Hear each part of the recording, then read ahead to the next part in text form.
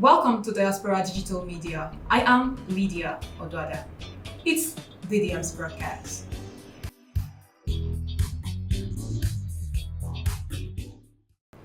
Ukraine has continued to weather attacks from Russia since the war began 2 years ago. And this time, Russia has thrown its opponents into darkness. Russian attack on Ukraine's energy infrastructure has triggered blackouts across the Eastern European country. The Russian airstrike hit Ukraine energy facilities, leaving more than 1 million people without power, Kyiv said, especially with summer nowhere in sight. Ukraine officials reported that dozens of drones and missiles put the Zaporizhia nuclear power plant on the verge of a blackout and sustained significant damage to the Dnipro hydropower station, Ukraine's largest dam. Ukrainian President Volodymyr Zelensky said their anti-missile defense system shut down some of Moscow's strikes, stressing the need for an increase in military aids from allies. The attacks follow a series of Ukrainian strikes on Russian oil refining facilities in recent weeks. US officials have repeatedly warned Ukraine officials to halt the attack on Russia's energy infrastructure over concerns they will provoke Russia to retaliate and drive up oil prices, the Financial Times reported. Now it's obvious where the US interest lies: the oil.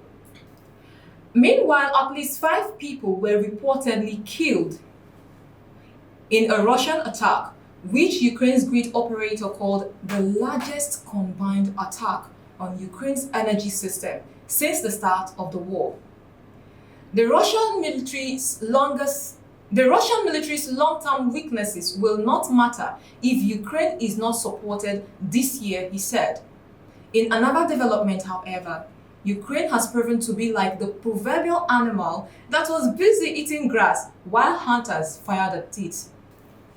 Amidst the war between Russia and Ukraine that has lasted for 2 years, 3 months, and 4 days, Ukraine has been seen donating grains to another nation that is not at war, Nigeria.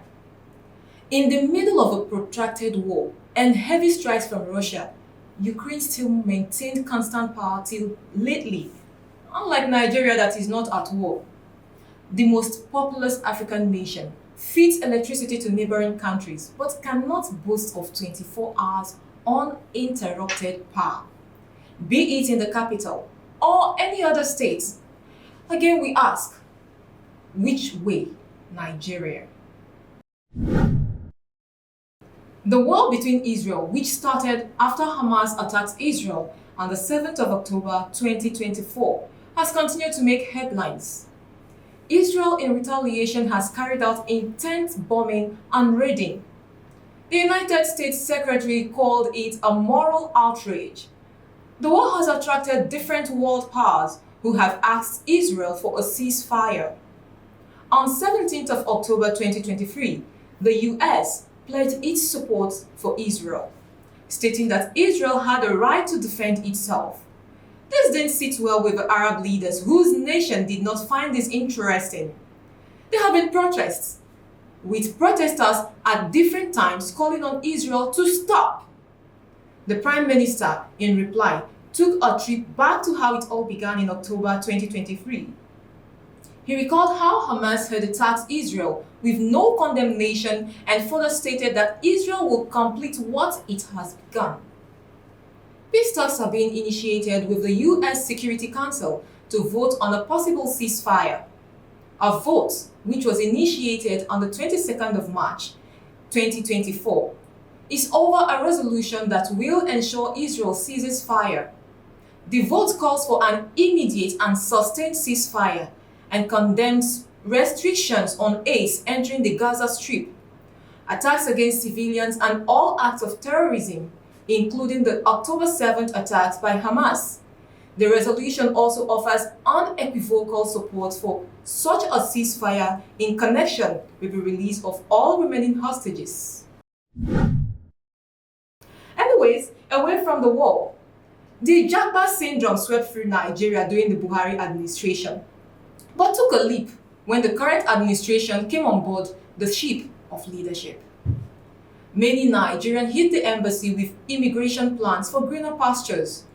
While Nigeria suffered brain drain as a result of her best serving in other nations to get their daily bread and send back home to relatives, nations took advantage of this mass migration. Few had doors open to receive the brainiacs who make waves in those nations. However, Australia's door is no longer open as Australia experienced a surge as a result of its flexible entry. The game has changed as the country will begin enforcing TOEFL minimum English requirements and student visa in an effort to control immigration.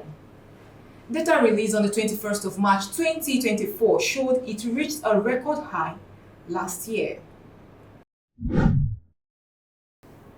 A look at India, we see that in countries with regard for the rule of law, leaders are not above the law, especially those aspiring to be leaders. The law takes its full course when a leader defaults. India may have made strong statements by arresting a senior opposition, Arvind Kejriwal, for money laundering. He was arrested on the 21st of March 2024, although his party does not see it as no one is above the law. Authorities arrested Arvind Kejriwal as part of a money laundering probe that his party said was politically motivated. Kejriwal is the Chief Minister of Delhi and one of the most vocal critics of Prime Minister Narendra Modi. That's it on BDM's broadcast. I am Lydia Ododa saying thank you for staying tuned.